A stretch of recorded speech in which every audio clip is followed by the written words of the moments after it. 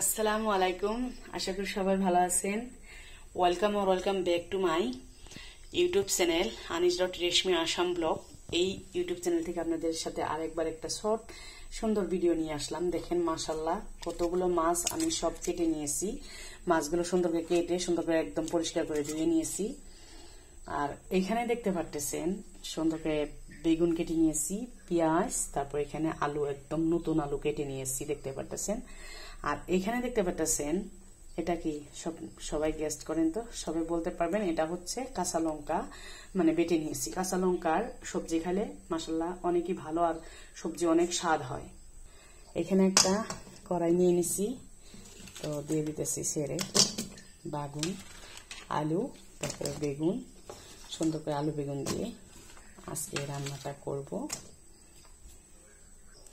তো এখানে দেখতে পাচ্ছেন অল্প পরিমাণ লঙ্কা গুঁড়ি নিয়েছি, এখানে হলুদ গুঁড়া, এখানে হচ্ছে জিরা গুঁড়ি, আর এখানে হচ্ছে লবণ, হ্যাঁ, আর এখানে হচ্ছে কাঁচা লঙ্কা পেস্ট, আর এখানে হচ্ছে পেঁয়াজ। তো এগুলো সব কিছু একসাথে করে আমি কিন্তু সুন্দর করে এখন এটা মিক্স করে এটা ঢেলে দিব। এখন এই যে দেখতে পাচ্ছেন সাফোলা গোল্ড তেলটা দিয়ে নিচ্ছি, এখানে দেখতে পাচ্ছেন। আপনারা সবাই দেখতে থাকেন, এটা ভালো করে মাখিয়ে নিন।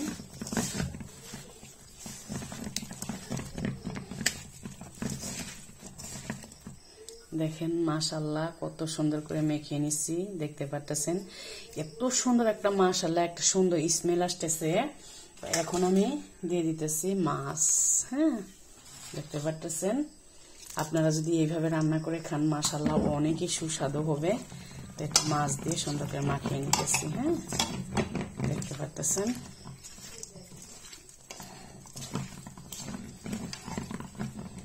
দেখতে পাচ্ছেন মাশাআল্লাহ আমার মাখানো হয়ে গেছে, কত সুন্দর দেখা যাইতেছে। এখন এখানে পানি দিয়ে দিতেছি।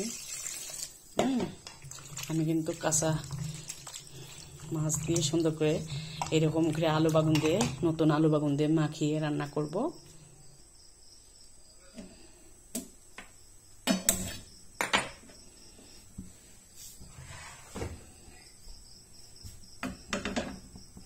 তো এটা বসিয়ে দিলাম, দেখতে পাচ্ছেন মাশাআল্লাহ কত সুন্দর দেখা যাইতেছে কালারটা।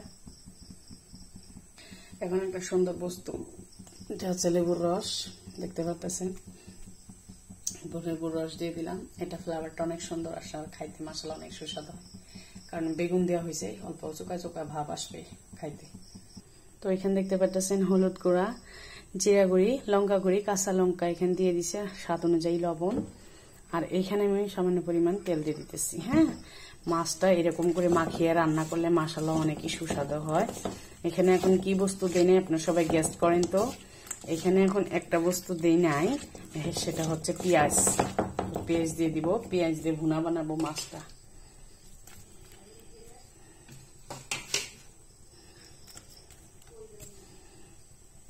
ট্যাংরা মাছে একটু লেবুর রস দিলে মাশাআল্লাহ অনেকে খাইতে ভালো লাগে।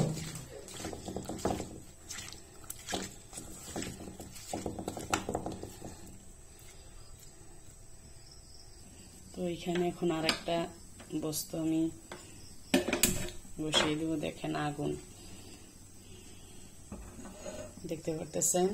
এটা বসিয়ে দিলাম, এটা হচ্ছে পেঁয়াজ দিয়ে ট্যাংরা মাছের ভুনা, আর এটা হচ্ছে দেখতে পারতেছেন বাগুন দিয়ে আলু দিয়ে সুন্দর করে ট্যাংরা মাছ দিয়ে নাশা নাশা করে ঝোল বানাবো। আপনারা কিরকম হইলো ভিডিওটা দেখে আপনারা সবাই আমার পেজটা সাবস্ক্রাইব করে দিবেন, আর ফেসবুক পেজে থেকে দেখলে ফেসবুক পেজটা অবশ্যই ফলো করে দিয়ে আমার সাথে থাকবেন।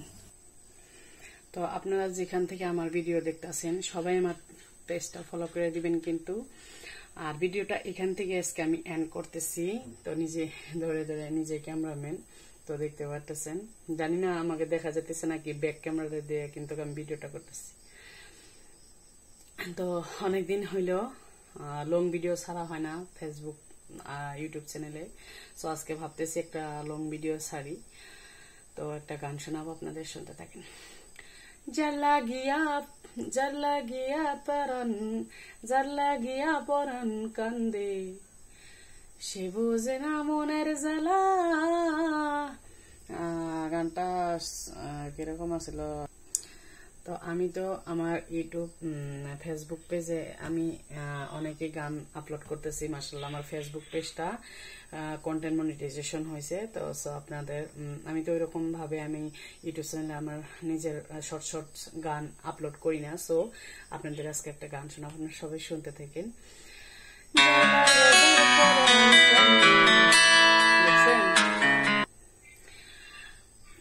যার লাইগা যার পরাণ কান্দে সে বুঝে তার জ্বালা,